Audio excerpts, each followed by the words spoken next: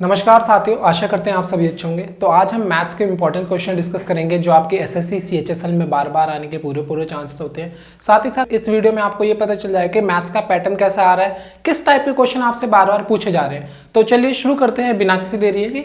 तो पहला क्वेश्चन हमारे स्क्रीन पर क्या कर रहा है, ABC एक काम को क्रमशः 24, 6 और 12 दिनों में कर सकते हैं, तो एक साथ करने में वो इसी काम को कितने दिन में खत्म करेंगे। ठीक है, बड़ा इजी सा क्वेश्चन है, मैं आपको ट्रिक के साथ बताता हूँ। इसमें बोला हमें ए जो है, एक बी है और एक सी है।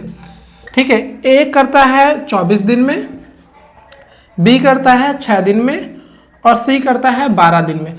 अगर तीनों करेंगे तो कितना टाइम लग जाएगा। इस टाइप के क्वेश्चन में बस क्या करना है, तीनों का एलसीएम ले लेना है। तो तीनों का जब आप एलसीएम लेंगे तो आ जाएगा 24। तो ये 24 दिन में कर रहा है, ये टोटल काम आ जाता है। इसे क्या बोलेंगे, टोटल वर्क। ये आपका टोटल वर्क आ गया 24। तो ये 24 दिन में 24 काम कर रहा है, मतलब एक दिन में एक काम कर रहा है। बी कर रहा है 24 काम 6 दिन में, तो मतलब एक दिन में 4 काम कर रहा है। सीधे डिवाइड कर देना, 24 से 6 को डिवाइड कर देंगे तो 4 आ जाएगा, 24 को 12 से डिवाइड कर देंगे तो 2 आ जाएगा। इस सी का एक दिन का काम आ जाएगा। ठीक है, तो हमने क्या है, एक एक दिन का काम निकाल लिया, तो तीनों को प्लस कर देंगे।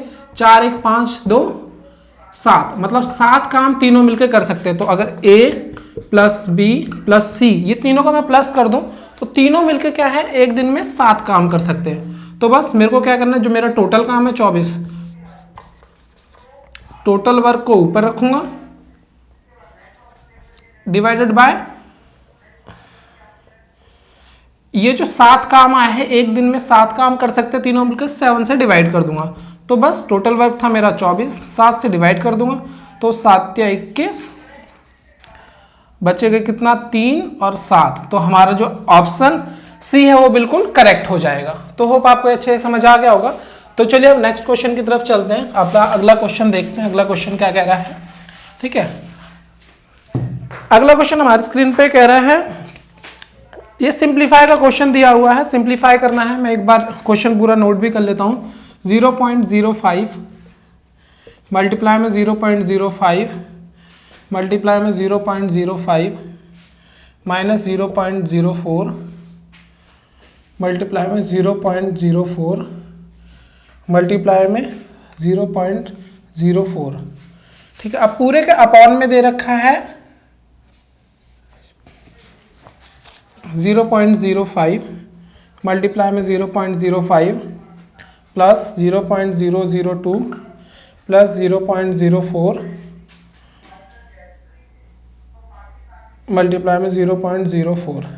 ठीक है, तो कुछ ऐसी वैल्यू दे रखी है। अब हमें बेसिकली क्या करना है, 1 2 3 ये तीनों सेम है, तो बस पावर में कन्वर्ट करना है हमें। जितना सिंप्लीफाई हो सके उतना कीजिए। से पहले पावर में कन्वर्ट कर दिए, 1 2 3 3 बार एक सेम डिजिट को मल्टीप्लाई करना है 0.05 को, तो इसकी पावर बना देते हैं हम 0.05 की पावर 3 कर देते हैं, मतलब क्यूब हो जाएगा। 1 2 3 बार है। माइनस में सेम 0.04 भी कितनी बार है, ये भी 3 बार है, तो इसकी भी मैंने क्यूब बना दी। इसकी भी हम 1 2 3 बार था मल्टीप्लाई में, तो इसकी भी क्यूब बना दी गई। बीच में माइनस का साइन रहेगा। अपॉन में इन दोनों का देखिए स्क्वायर बन रहा है, 0.05 का स्क्वायर। ठीक है, प्लस में 0.002 प्लस में 0.04 का भी स्क्वायर। ठीक है, होप आपको यहाँ से इतना समझ आ गया होगा। बस इसको मैंने पावर में कन्वर्ट कर दिया और इन दोनों को क्या है, पावर में कन्वर्ट कर दिया और इन तीनों को एक साथ लिख दिया पावर बना के। ठीक है, इनका क्यूब कर दिया और इसका स्क्वायर कर दिया। सिंपल है बिल्कुल, कोई नहीं। आपको डिफिकल्ट लग रहा होगा देखने में, अब देखिए 2 मिनट में इसका आंसर आ जाएगा। बस हमें एक फॉर्मूला पता होना चाहिए, ए की क्यूब माइनस बी की क्यूब। इसका फॉर्मूला क्या होता है, a माइनस बी। ठीक है, a माइनस बी होगा, फिर a की square plus A B plus B का स्क्वायर। ये इसका एक ये सूत्र होता है, ये एक फॉर्मूला है, ये आप याद रखिएगा, क्योंकि कुछ फॉर्मूले तो आपको याद ही रखने पड़ेंगे गाइस। ठीक है, बस एक है, हम इसे a मान लेंगे, इसे b मान लेंगे। तो a माइनस बी मतलब 0.05 माइनस में 0.04। ठीक है, और अब फिर 0.05 का स्क्वायर हो जाएगा, माइनस में ए बी, दोनों को मल्टीप्लाई करूंगा मैं, तो 4 पंचे 20 और 2 जीरो यहाँ पे, 2 जीरो यहाँ पे, तो 20 1 2, मतलब 4 के बाद 0 है, तो मेरा 0.02 ही हो जाएगा, ये हट जाएगा। प्लस में ये सॉरी प्लस में आएगा इस b का स्क्वायर, b मेरा क्या है 0.04, तो 0.04 का मैं स्क्वायर कर देता हूँ, अच्छे से लिख देता हूँ मैं यहाँ पे अभी स्क्वायर। ठीक है, अपॉन में क्या है पूरे के अपॉन में सेम ये वाला जो था ये डिजिट लिख देंगे, 0.05 का स्क्वायर प्लस 0.002 प्लस में 0.04 का स्क्वायर। ठीक है, अब ये देखिए ये वाली जो पूरी इक्वेशन है इससे पूरे क्या है सेम टू सेम आ रहा है, तो ये वाला पूरा ब्रैकेट जो है ये इस वाले पूरे ब्रैकेट से मतलब नीचे वाले से कट हो जाएगा, बचेगा मेरे पास 0.05 माइनस में 0.04, तो मैं माइनस कर दूंगा तो मेरा आ जाएगा 0.01, तो 0.01 आ जाएगा इसे सॉल्व करने के बाद। तो हमारा जो ऑप्शन है सी बिल्कुल करेक्ट हो जाएगा, सी ऑप्शन। ठीक है, चलिए अब अगले क्वेश्चन की तरफ चलते हैं। अगला क्वेश्चन क्या कह रहा है, 2 पाइप ए और बी एक टैंक को क्रम से 20 मिनट और 30 मिनट में भर सकते हैं। यदि दोनों पाइप एक साथ खोले जाएं तो टैंक को भरने में कितना समय लगेगा। ठीक है, अब सिंपल सा क्वेश्चन है, कोई डिफिकल्ट क्वेश्चन नहीं है, जो आपकी स्क्रीन में दिख रहा है। 2 पाइप है, एक ए है एक बी है। ए को लगता है 20 मिनट एक टैंक को भरने में और बी को लगता है 30 मिनट टैंक को भरने में। ठीक है, कोई ऐसे टैंक मान लीजिए, ठीक है ये टैंक है कोई, इसे भरने में ए को लगता है 20 मिनट और बी को लगता है 30 मिनट। कह रहा अगर दोनों एक साथ खोल दिए जाएं तो कितनी जल्दी टैंक भर जाएगा। बस सेम है, इसमें भी आपको एलसीएम ले लेना है, 20 और 30 का एलसीएम ले लेंगे 60। ठीक है, तो क्या है टोटल कैपेसिटी आ जाएगी, क्या ये कैपेसिटी आ गई। ठीक है, बस आपको क्या है फिर डिवाइड कर देंगे, तो इसकी क्या है इसकी क्षमता निकाल लेते हैं। अब ए कितना भर सकता है पर मिनट, तो ये भर सकता है आपका 3 आ जाएगा और इसका 2 आ जाएगा, तो टोटल दोनों एक साथ भरेंगे तो कितना आ जाएगा ये 5 लीटर पर मिनट भर सकते हैं और टोटल कैपेसिटी है 60 लीटर की। तो बस 60 डिवाइड बाय 5 कर देंगे तो मेरा टाइम आ जाएगा कितनी जल्दी भर जाएगा, तो ये आ जाएगा 12 पंचे 60 होता है तो 12 आ जाएगा। तो 12 मिनट में क्या है मेरा पूरा का पूरा टैंक फिल हो जाएगा। तो आपका ऑप्शन नंबर बी बिल्कुल करेक्ट हो जाएगा, ऑप्शन बी। ठीक है, तो अब आपको ये भी समझ आ गया होगा, बड़ा इजी सा क्वेश्चन है, सिंपल सा क्वेश्चन होता है, ऐसे ही आपको करके आना पड़ेगा। आपके पेपर में टाइम मैनेजमेंट बहुत ज्यादा जरूरी होता है, तो जितनी ज्यादा प्रैक्टिस करेंगे उतना जल्दी सॉल्व करना सीख पाएंगे आप।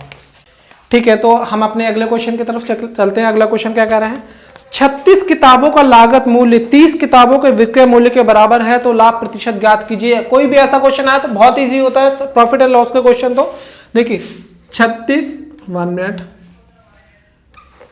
36 किताबों का जो लागत मूल्य है कॉस्ट प्राइस है किसके बराबर है, 30 किताबों के सेलिंग प्राइस एसपी के बराबर है। यही तो क्वेश्चन है, बस कुछ नहीं करना, ये इक्वेशन आ जाती है।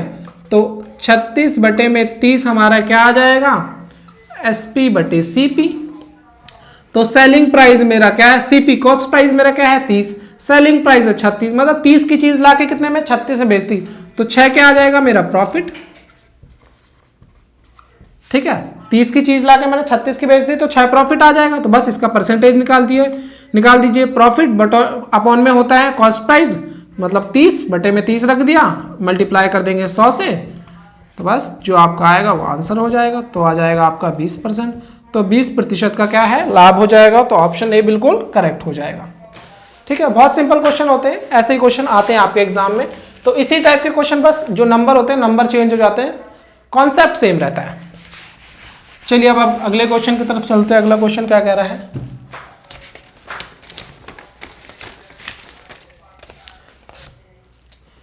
ठीक है दोबारा प्रॉफिट एंड लॉस का एक और क्वेश्चन ले लेते हैं। एक टेलीविजन तथा एक रेफ्रिजरेटर प्रत्येक को 12,000 रुपए में बेचा गया।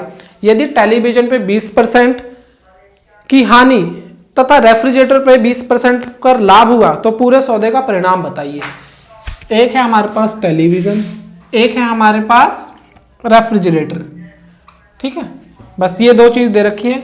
मान लेते हैं दोनों की कॉस्ट क्या है 100 रुपए है। ठीक है, मान लेते हैं, ये मान के चलना है या 10 रुपये मान लेते दोनों की कॉस्ट, 10 रुपये दोनों की कॉस्ट मान लेते। इसे हमने क्या है 20% के लाभ पे बेचा, टेलीविज़न को क्या है हमने 20% की हानि पे बेचा, मतलब ये 8 रुपये का बेच दिया हमने और ये 20% के लाभ पे बेचा है, तो मतलब कितने का बेचा हमने, ये 12 रुपये का बेचा है। ठीक है, यही तो होगा, समझ आ गया आपको ये। बस ये मेरा कॉस्ट प्राइस था, ये सेल प्राइस है, बट ये बोला कि दोनों को एक ही सेल प्राइस, तो 12,000 है, दोनों को सेम रेट पे बेचा गया, तो मैं दोनों को सेम कर दूंगा, इसे मैं 12 से मल्टीप्लाई कर दूंगा तो ये 12 से हो जाएगा, इसे मैं 8 से मल्टीप्लाई करूंगा तो ऊपर वाला भी 8 से मल्टीप्लाई हो जाएगा।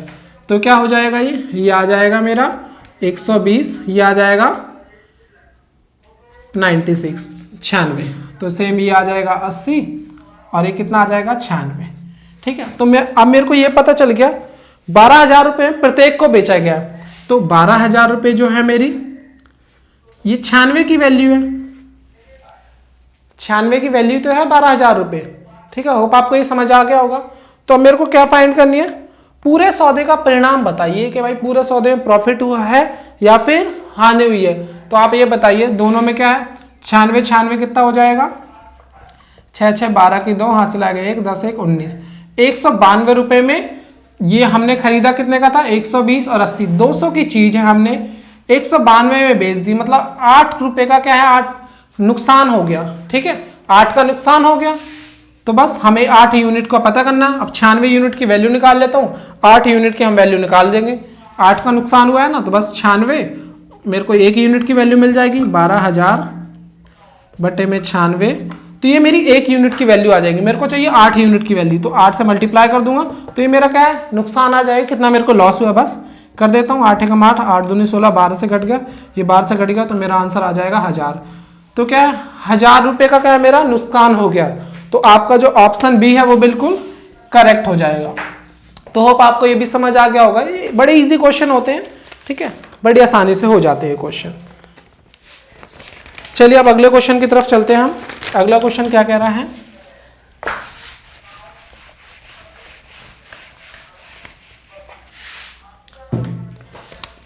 कोई धनराशि चक्रवृद्धि ब्याज में 6 वर्षों में दोगुनी हो जाती है, वह धनराशि अपने से 8 गुनी उसी ब्याज में कितने समय में होगी। बहुत सिंपल क्वेश्चन है, कोई हेडेक नहीं लेनी है इस क्वेश्चन में। कोई धनराशि है, मान लेते कोई धनराशि मान लेते 1, 6 वर्ष में दोगुनी हो जाती है, मतलब 6 साल में कितनी डबल हो जाती है, मतलब 1 से 2 हो जाएगी 6 वर्ष में। ठीक है, तो इसे कर देते हैं 2, 6 वर्ष में डबल हो जाती है, वह राशि अपने से 8 गुनी कितने वर्ष में होगी। तो आप एक बात बताइए, 6 साल में कितनी है डबल हो रही है, तो अब फिर अगले 6 साल में इसका डबल मतलब 4 हो जाएगी, तो फिर 6 वर्ष और लग गए मेरे को, फिर 6 वर्ष में इसका भी डबल मतलब 8 हो जाएगी, तो 6 वर्ष और लग गए। तो धनराशि कितनी 1 थी, अब कितनी होगी 8, 8 गुनी, तो मतलब 6 वर्ष यहाँ 6 यहाँ 6 यहाँ, तो टोटल कुल वर्ष कितने लग गए, ये हो जाएगा 18, क्योंकि 6 6 12 6 18, तो मेरे को टोटल 18 वर्ष लगेंगे राशि को 8 गुना करने में। तो हमारा जो आंसर सी है ऑप्शन सी वो बिल्कुल करेक्ट हो जाएगा, ऑप्शन सी के साथ हम जाएंगे। ठीक है, तो होप आपको ये भी अच्छे समझ आ गया होगा। तो चलिए अब अपना अगला क्वेश्चन देखते हैं। अगला क्वेश्चन क्या कह रहा है, कोई धनराशि चक्रवृद्धि ब्याज में 3 वर्ष में स्वयं की 8 गुना हो जाती है, तो ब्याज की दर ज्ञात कीजिए, प्रति वर्ष क्या रहने वाली है। बहुत सिंपल क्वेश्चन है। अभी बोल रहा है मान लीजिए कि कोई मूलधन 1 है, 3 साल बाद कितना 8 गुना मतलब 8 रुपये हो जाता है 3 वर्ष में, तो बस क्या हमें रेट ऑफ इंटरेस्ट ही बताना है क्या रहने वाला है। तो हमें पता अमाउंट का फॉर्मूला मतलब मूलधन का मिश्र धन का फॉर्मूला क्या रहता है, प्रिंसिपल 1 + r/100 और पावर रहती है t, ये हमारा फॉर्मूला रहता है मिश्र धन का अमाउंट का। तो बस अमाउंट क्या है हमारा 8 गुनी हो जाती है, तो 8 हमारा अमाउंट हो जाएगा, मूलधन हमारा 1 है, 1 + r हमें पता नहीं 100 है, और t कितना 3 साल है, तो 3 वर्ष कर देंगे यहाँ पे। तो बस 8 1 से मल्टीप्लाई करेंगे तो सेम ही रहने वाला है। इसका ले लेते हैं 100 प्लस में r/100 पूरे की पावर 3।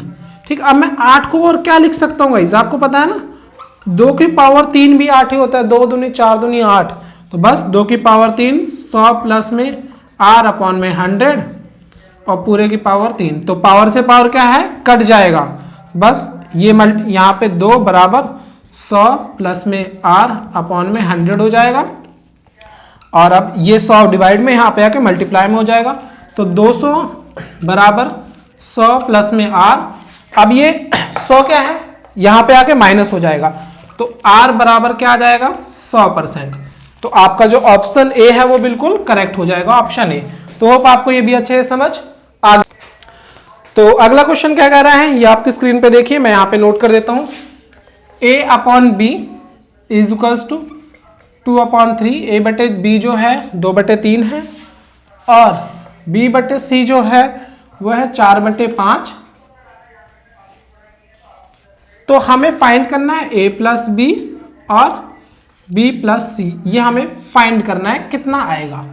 इस टाइप के क्वेश्चन आ जाए, रेशियो से रिलेटेड क्वेश्चन होता है, अनुपात से रिलेटेड, तो बस कुछ नहीं करना आपको, a b c ऐसे लिख दीजिए। a और b का रेशियो अनुपात कितना है 2:3, b और c का अनुपात कितना है 4:5। बस इनको वैल्यू निकाल दीजिए, 3 चौक 12 ये हो जाएगा, तो ये भी 4 से मल्टीप्लाई कर देंगे 8 हो जाएगा, ये 3 से कर देंगे 15। ठीक है, तो ये a की वैल्यू आ गई, ये b की आ गई, ये c की वैल्यू पुट कर दीजिए। a की जगह पे हमने 8 रखेंगे, b की जगह 12, प्लस है b प्लस c, तो b हमारा 12 है और c कितना है 15, तो इन रख देंगे 20 बटे में कितना आ जाएगा 27। बस सॉल्व हो गया, ये कट नहीं सकता, 20 बटे में 27 आपका आंसर हो जाएगा, बहुत सिंपल सा। तो आपको ऑप्शन ए बिल्कुल करेक्ट हो जाएगा। तो होप आपको ये भी अच्छे से समझ आ गया होगा।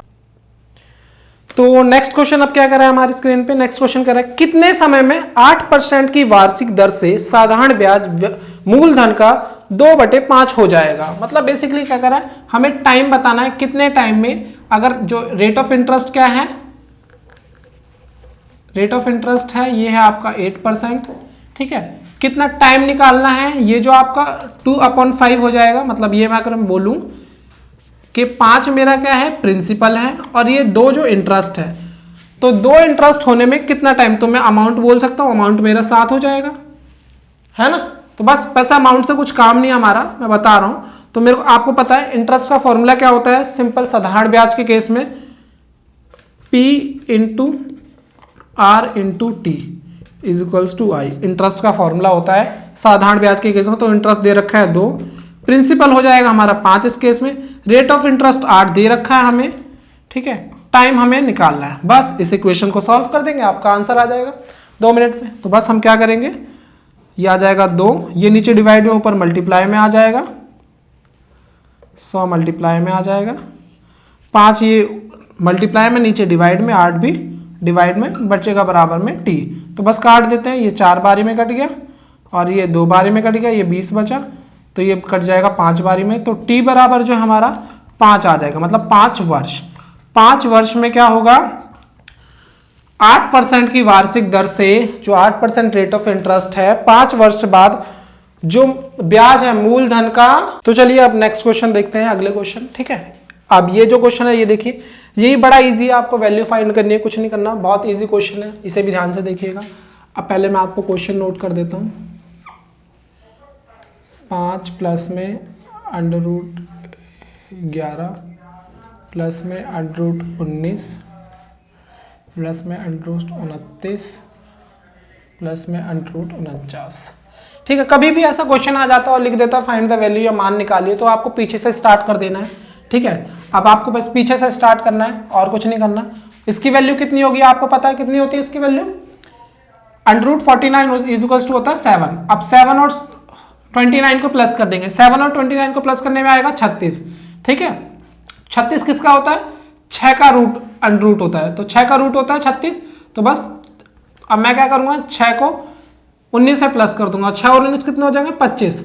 25 का इसका रूट होता है 5 का। ठीक है, तो बस मैं क्या करूंगा, 5 को क्या है 11 पे प्लस कर दूंगा, 5 और 11 कितना हो जाएगा 16। 16 किसका होता है 4 का। ठीक है, 4 चौक 16, तो 4 का होता है। 4 को क्या है 5 से प्लस कर दूंगा, तो 5 और 4 9 हो जाएगा। 9 किसका होता है 3 का। तो एंड में आपका आंसर कितना आ जाएगा 3। बस सो सिंपल सो इजी। ऐसे इजी से क्वेश्चन कीजिए ट्रिक के साथ, फटाफट हो जाएंगे, कोई बराबर बार बार सॉल्व करने की जरूरत नहीं है। ठीक है, और गाइस अगर आपको वीडियो पसंद आ रही है तो लाइक एंड सब्सक्राइब जरूर कीजिएगा। ठीक है, लाइक करते रहिएगा, लाइक करने से क्या है हमारे विस्तार भी होगा, साथ ही साथ थोड़ा मोटिवेशन मिलता है कि बच्चों को वीडियो पसंद आ रही है तो हम और अच्छी अच्छी नई नई चीजें लाते रहते हैं। तो अब आपको ये भी समझ आ गया होगा। अब अगला क्वेश्चन देखिए, अब अगला क्वेश्चन क्या कह रहा है आपकी स्क्रीन पे, ABCD का कर्ण AC की लंबाई 5.2 सेंटीमीटर है, वर्ग का क्षेत्रफल ज्ञात कीजिए। बहुत इजी क्वेश्चन है। एक हमें दे रखा है स्क्वायर है, वर्ग, ठीक है, ठीक, क्या दे रखा है, स्क्वायर है, ये वर्ग है एक। इसका जो विकर्ण है मतलब कर्ण दे रखा है, ये जो कर्ण दे रखे हैं मतलब डायगोनल, डायगोनल कितना दे रखा है, 5.2 सेंटीमीटर का। ये डायगोनल दे रखा है 5.2 सेंटीमीटर का कर्ण। तो अब हमें निकालना है कि इसका क्षेत्रफल क्या होगा, एरिया। क्षेत्रफल निकाल के दिखाना है हमें। बहुत सिंपल सा क्वेश्चन है, कुछ नहीं करना। हमें पता है जो कर्ण होता है, वर्ग का कर्ण या फिर डायगोनल, जो डायगोनल होगा वो इज इक्वल्स टू होता है a√2। ए हमारी क्या है, ये साइड है, ठीक है। तो मैं कह सकता हूं a√2 is equals to diagonal कितना मेरे को दे रखा है, 5.2, ठीक है। तो a इज इक्वल्स टू 5.2√2, ठीक है। होप्स आपको समझ आ गया होगा। तो मेरी ये साइड आ गई है, मेरे को साइड पता चल गई, साइड मेरी ये है, ठीक है, ये मेरा साइड है। अब मेरे को पता है एरिया का फॉर्मूला क्या होता है, स्क्वायर का एरिया क्या होता है, स्क्वायर का एरिया होता है साइड इंटू साइड। तो इसी को सॉरी गाइस, तो अगर मैं इसी को इसी से मल्टीप्लाई कर दूं तो क्या है, a इंटू ए, यही तो एरिया होता है ना, ये क्षेत्रफल का फॉर्मूला है, ये एरिया का फॉर्मूला तो a इंटू ए ही होगा। तो बस मैं क्या करूंगा, 5.2 अंडर में 2 मल्टीप्लाई में 5.2 अंडर में 2, ठीक है। अंडर से अंडर क्या है, कट जाएगा और 2 आ जाएगा। तो 5.2 मल्टीप्लाई में 5.2 और अंडर ये 2 हो जाएगा, अंडर जाएगा तो कट के 2 बचेगा। अब क्या है, काट दीजिए, 2 1 जा 2, ठीक है, 2 1 2, 2 2 4 और 2 6 12। तो ये हमारा आ जाएगा 2.6 मल्टीप्लाई में 5.2। बस इन दोनों क्या है, मल्टीप्लाई कर देंगे, आपका आंसर आ जाएगा, ठीक है। तो 2.6 और 5.2 को मल्टीप्लाई करके क्या आ जाएगा हमारा, ये से मल्टीप्लाई करेंगे तो 13.52, मतलब जो 13.52 है आपका ऑप्शन बी बिल्कुल करेक्ट हो जाएगा। तो होप आपको ये भी समझ आ गया होगा, बड़ा इजी सिंपल तरीका था। अब अपने अगले क्वेश्चन की तरफ चलते हैं। तो अगला क्वेश्चन क्या कह रहा है हमसे, कह रहा है कि 10 मीटर लंबाई, 6 मीटर चौड़ाई तथा 4 मीटर ऊंचाई वाले कमरे में रखी जा सकने वाली लंबी से लंबी छड़ की लंबाई ज्ञात कीजिए। बेसिकली कमरा क्या है, क्यूबॉइड घनाभ के टाइप का होता है। तो कुछ ऐसा फिगर बना लेते हैं हम कमरे की, ऐसा कमरा होता है। अब इसमें क्या है, एक लंबी से लंबी, तो यहां से लेके यहां तक एक छड़ आएगी। तो बेसिकली हमसे डायगोनल पूछा है, विकर्ण पूछा है, ठीक है। तो हमें डायगोनल बताना है। जो विकर्ण होता है, विकर्ण क्या होता है, तो विकर्ण मैं बता दूं, अगर आप घनाभ का विकर्ण निकालते हैं, ये वाले जो एरिया है, ये जो लेंथ निकाल रहे हैं यहां से यहां तक की, इसे विकर्ण बोलते हैं। विकर्ण का फॉर्मूला होता है एल का स्क्वायर प्लस ब्रेथ का स्क्वायर प्लस हाइट का स्क्वायर। तो बस फॉर्मूले पुट कर दीजिए, हमें डायगोनल ही तो चाहिए, यही सबसे लंबी क्या है, रॉड होगी जो कमरे में फिट हो सकती है। तो एल कितना दे रखा है 10, तो 10 का स्क्वायर कर दूंगा। ब्रेथ दे रखा है मेरे को 6, तो 6 का स्क्वायर कर दूंगा। और हाइट दे रखी है 4, तो 4 का स्क्वायर। बस that's it, so simple so easy. ये 100 प्लस में 36 प्लस में 16, तो टोटल क्या हो जाएगा, ये हो जाएगा आपका 152। और सॉरी मैं आपको बताना भूल गई, इसमें क्या है, अंडर रूट रहने वाला है, तो सबका अंडर रूट। तो ऑप्शन आपका जो डी है वो बिल्कुल करेक्ट हो जाएगा, ये अंडर रूट में रहेगा, ये फॉर्मूला भी अंडर रूट में, ठीक है। Under root L square plus B square और एच स्क्वायर तीनों को प्लस कर देंगे, ये आपका डायगोनल हो जाता है। तो सबसे लंबी जो छड़ होगी उसकी लेंथ क्या रहेगी, ये रहेगी, ठीक है। तो होप आपको ये भी समझ आ गया होगा। तो चलिए अगले क्वेश्चन की तरफ चलते हैं, आपकी स्क्रीन में देखिए, ठीक है। ऐसा क्वेश्चन आपसे बार बार पूछे जाते हैं, तो आप इस क्वेश्चन को अच्छे से समझ लीजिएगा गाइस। तो अभी क्या कर रहा है, x minus 1/x is equals to 5, ये हमें गिवन है, ठीक है। ये वैल्यू क्या है, गिवन है। और हमसे पूछा है एक्स स्क्वायर प्लस में 1 का एक्स स्क्वायर, इसकी वैल्यू बताइए, ये क्या होगा।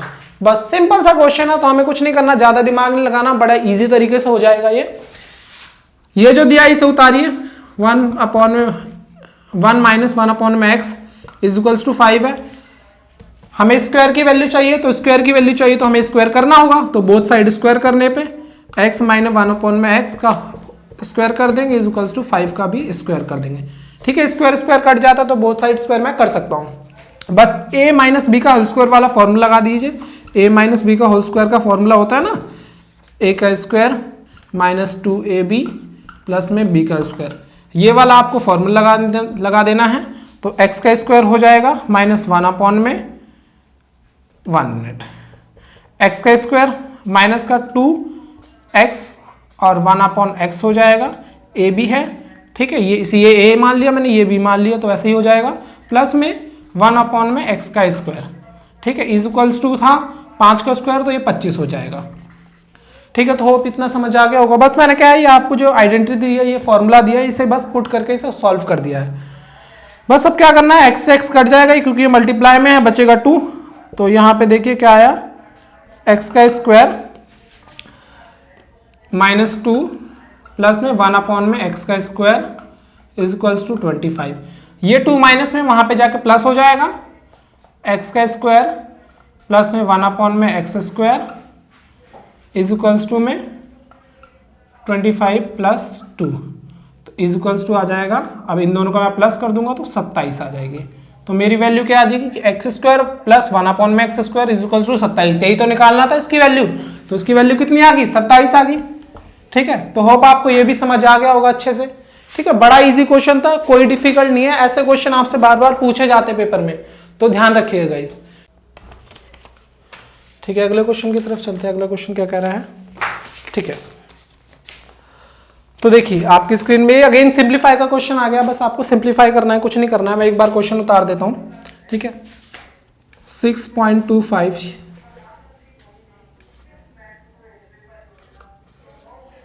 6.25 की पावर 1 अपॉन में 2,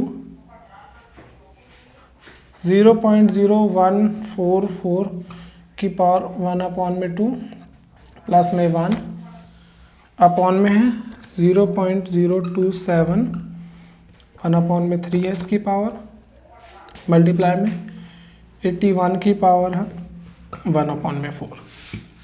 कुछ ऐसा क्वेश्चन दिया है, देखने में थोड़ी घबराहट से होगी, पर घबराना नहीं, यही बहुत सिंपल क्वेश्चन है। ठीक है, ट्रिक के साथ ऐसे चुटकियों में क्वेश्चन सॉल्व हो जाएंगे। बस थोड़ा ध्यान से वीडियो देखिएगा और स्टेप टू स्टेप सारी चीजें समझिएगा। ठीक है, और स्किप नहीं करनी बिल्कुल भी आपको ये। चलिए, ये क्या है, 0.25 है, 0.25 सॉरी 6.25 है। अब 6.25 किसका स्क्वायर होता है, आपको पता है ना, 25 का स्क्वायर क्या होता है, 625। ठीक है, 2.5 का स्क्वायर क्या आ जाएगा, 6.25। ठीक है, ध्यान है ना ये। तो बस आपको कुछ नहीं करना, सो सिंपल सो इजी।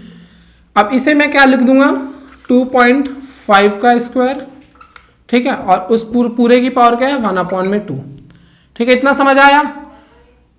144 किसका स्क्वायर होता है, 12 का स्क्वायर होता है 144। तो मैं क्या कर सकता हूं,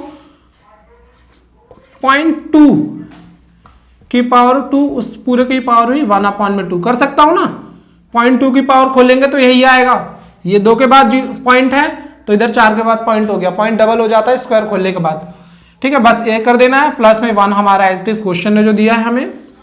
इसके बाद हमें क्या करना है, 0.027 है, इसे मैं क्या लिख सकता हूं, 0.3 का क्यूब, क्योंकि क्या है 0.3 को 3 बार मल्टीप्लाई करूंगा, 3 3 9 3 27, और उसकी पावर कितनी दे रखी है मेरे को, 1/3 मल्टीप्लाई में।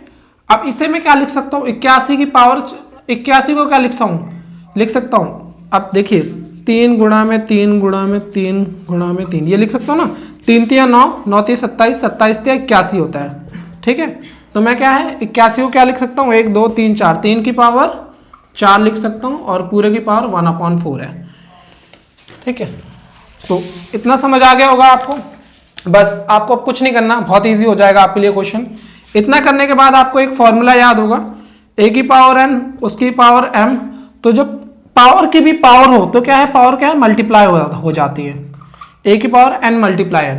बस इस फॉर्मूले का आपको यूज कर लेना इस आइडेंटिटी का, सो सिंपल हो जाएगा। तो 0.5 है जो, इसकी पावर एक दूसरे से मल्टीप्लाई कर देंगे तो ये पावर कट जाएगी यहीं पे, और ऐसा सेम 0.12 के साथ भी करेंगे, 2 मल्टीप्लाई 1/2, तो ये भी पावर कट जाएगी, और सेम अपॉन हो जाएगा। 0.3 की पावर कितनी है, 3 और उसके पावर भी कितनी है 1/3, तो यही मल्टीप्लाई हो जाएगा।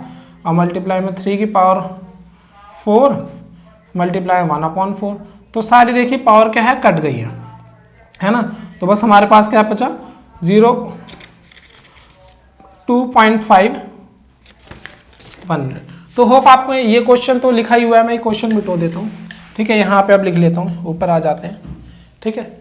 ऊपर आ गए तो ये लिख क्या बचेगा हमारे पास 0.25 मल्टीप्लाई में 0.12 अपॉन में सॉरी और +1 भी है, +1 को हम नेगलेक्ट नहीं कर सकते, +1 है और 0.3 है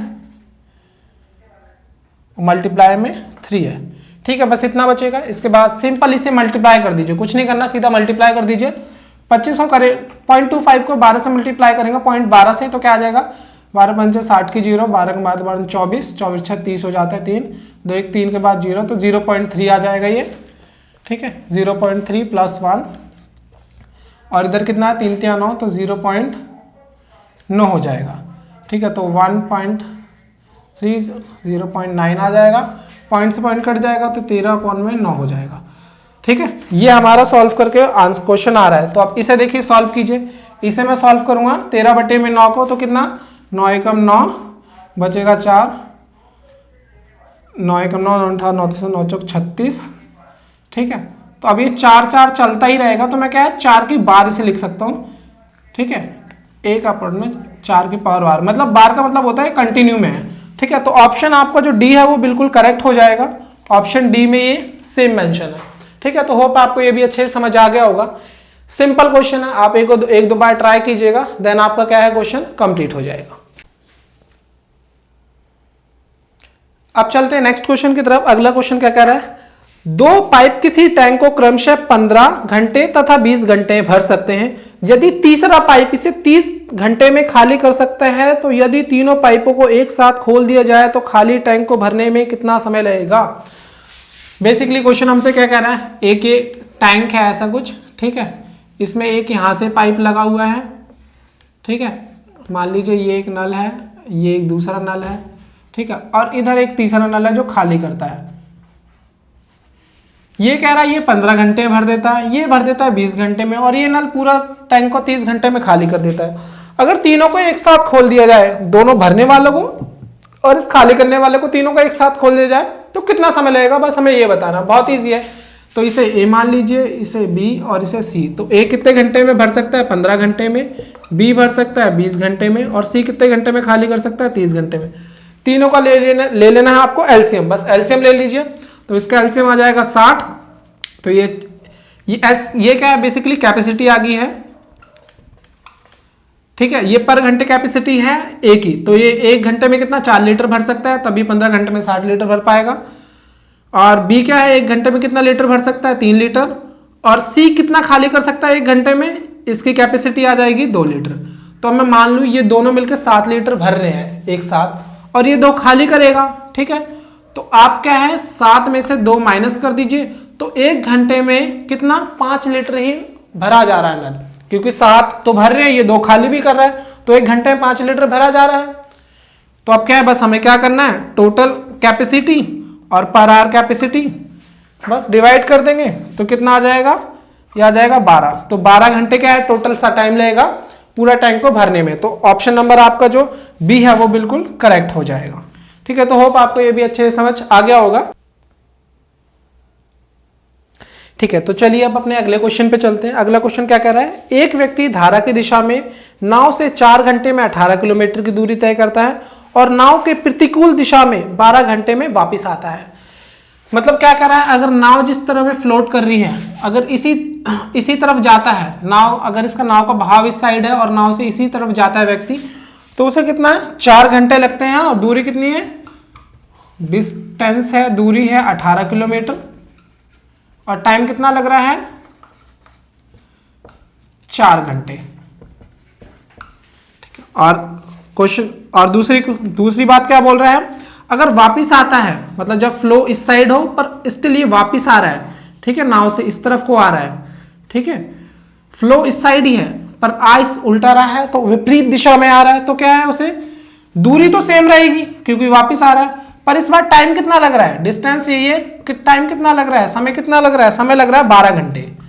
बस अब कुछ नहीं करना है, ऐसा कुछ दे रखा है तो आपको जब जा रहे हैं तो क्या मान लीजिए नाव की चाल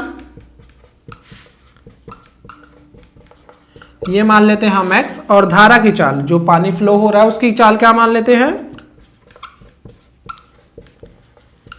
ये मान लेते हैं y। तो x प्लस वाई जब दोनों की चाल प्लस हो रही है तो क्या है टोटल 18 किलोमीटर में 4 घंटे का टाइम लग रहा है। तो दोनों की स्पीड प्लस होंगी ना, डिस्टेंस अपॉन टाइम स्पीड का फॉर्मूला होता है आपको पता होगा, दूरी बटा समय बराबर होता है गति का फॉर्मूला। ठीक है, ये ध्यान रखिएगा आप भी। तो ये कर देंगे, पहली इक्वेशन आ जाएगी। दूसरी इक्वेशन का है x माइनस वाई, तो डिस्टेंस सेम है, इस बार टाइम लग रहा है 12 किलोमीटर, 12 घंटे सॉरी। तो क्या है, दो इक्वेशन हमारे पास आ गई हैं। अब दो इक्वेशन को सॉल्व कर लेते हैं। मैं माइनस कर देता हूं क्योंकि मेरे को y की वैल्यू चाहिए। ठीक है, तो x x कट जाएगा और y y प्लस होकर 2y हो जाएगा, और ये माइनस कर देंगे, इसे भी काट देता हूं पहले मैं। ये 2 के पहाड़े में कट गया और ये 6 के पहाड़े में कट जाएगा। 6 के पहाड़े में ये 2 बार में चला जाएगा और ये चला जाएगा 3 बारी में। ठीक है, तो क्या आ जाएगा, मेरे को माइनस करना है 9/2 माइनस 3/2, तो 2y बराबर में ये हो जाएगा 9 माइनस 3/2 बराबर 6/2। इसे सॉल्व करूंगा तो बराबर 3। तो मैं कह सकता हूँ y बराबर 2y बराबर 3 और y बराबर 3/2 मतलब 1.5 किलोमीटर आर। ये क्या है, मेरी स्पीड आ गई है। किसकी स्पीड आ गई है, धारा की, जो पानी का फ्लो है उसकी स्पीड आ गई है, और हमें निकालना भी यही था। तो ऑप्शन नंबर बी मेरा क्या है, बिल्कुल करेक्ट हो जाएगा 1.5। तो अब आपको ये भी अच्छे से समझ आ गया होगा। अब चलते हैं अपने अगले क्वेश्चन की तरफ।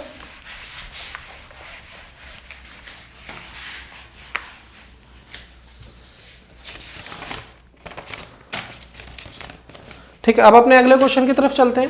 अगला क्वेश्चन क्या कह रहा है, ए एक काम को 6 दिनों में तथा बी 9 दिनों में कर सकता है, दोनों मिलकर उस काम को कितने दिन में कर सकते हैं। बहुत सिंपल क्वेश्चन है। अगेन कभी भी ऐसा आ जाए, ए एक काम को कर सकता है, अब इस क्वेश्चन में बोल रहा है ए एक काम को 6 दिन में, बी उसी काम को 9 दिन में कर सकता है, दोनों मिलकर करेंगे तो क्या, बस हमें क्या है एलसीएम ले लेना है दोनों का। दोनों का एलसीएम कितना आ जाएगा, 54 मान लेते हैं। 54 आ गया, जस्ट मल्टीप्लाई करके। तो ये एक दिन में 9 काम कर रहा है, ये एक दिन में 6 काम कर रहा है। ठीक है, तो ये टोटल वर्क होता है हमारा, मैंने आपको पहले ही बताया था। टोटल वर्क, ये एक दिन का वर्क आ जाएगा, ये 15 आ जाएगा। तो बस नंबर ऑफ डेज फाइंड करने हैं, कितने दिन लगेंगे, तो टोटल वर्क अपॉन में एक दिन में कितना काम कर रहे हैं 15, बस डिवाइड कर दीजिए। 15 के 15, 15 दिन 15 × 45, ये 45 हो जाएगा, बचेगा 9, 15 × 6 90, तो 3.6 डेज आ जाएगा इसका। ठीक है, तो 3.6 डेज आपको ऑप्शन नंबर सी क्या है, बिल्कुल करेक्ट हो जाएगा। बड़ा ही सिंपल सा क्वेश्चन था, इजी क्वेश्चन था, तो अब आपको ये भी समझ आ गया होगा। तो अब चलते हैं अपने अगले क्वेश्चन की तरफ। अगला क्वेश्चन क्या कह रहा है, देखिए अगला क्वेश्चन क्या है, हमें वैल्यू फाइंड करनी है 1 प्लस में 1/2 और +1। ठीक है, इस टाइप का क्वेश्चन है, आप एक बार क्वेश्चन अच्छे से देख लीजिएगा। ठीक है, होप आपको बोर्ड में अच्छे से साफ दिखाई दे रहे हैं। तो इस टाइप का क्वेश्चन है, इसकी वैल्यू फाइंड करके दिखाने की वैल्यू आएगी क्या। अब कभी भी ये दिया हो तो पहले क्या है, नीचे का सॉल्व करना है हमें। तो नीचे का क्या है, 1 प्लस में 2, और ये मैं इतना पोर्शन उठा रहा हूँ खाली। ठीक है, इतने पोर्शन को सॉल्व करते हैं तो ये आएगा 2 और एक 3/2 आ जाएगा। ठीक है, तो बस मैं इसकी जगह 1 प्लस में 1 आप लिख देता हूँ 3/2। ठीक है, इस पोर्शन की जगह मैंने ये लिख दिया, ये जो मेरा आया आंसर, इसे लिख देंगे। अब बस इसे सॉल्व कर देंगे, 2 ऊपर चला जाएगा, 1 प्लस में 2 इस 1 से मल्टीप्लाई कर 2/3 हो जाएगा, इसे सॉल्व कर देंगे। 3 एकम 3 2 5, 5/3 हो जाएगा। बस दैट्स इट, सिंपल सा आंसर है, ट्रिक के साथ करेंगे कोई दिक्कत नहीं होगी। तो ऑप्शन नंबर डी जो है हमारा बिल्कुल करेक्ट हो जाएगा। तो अब आपको ये भी समझ आ गया होगा।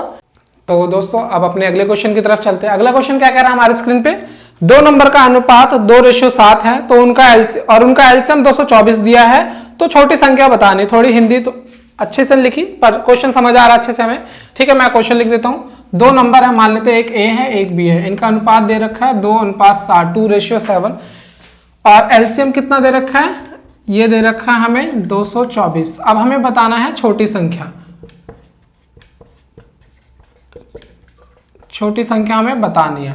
ठीक है, तो बस कभी भी ऐसा क्वेश्चन आ जाए जो ये अनुपात दिया है ना, मल्टीप्लाई कर दीजिए 2 × 7 और किसी x से मल्टीप्लाई करके ही तो क्या है इनका एलसीएम बन जाएगा। ठीक है,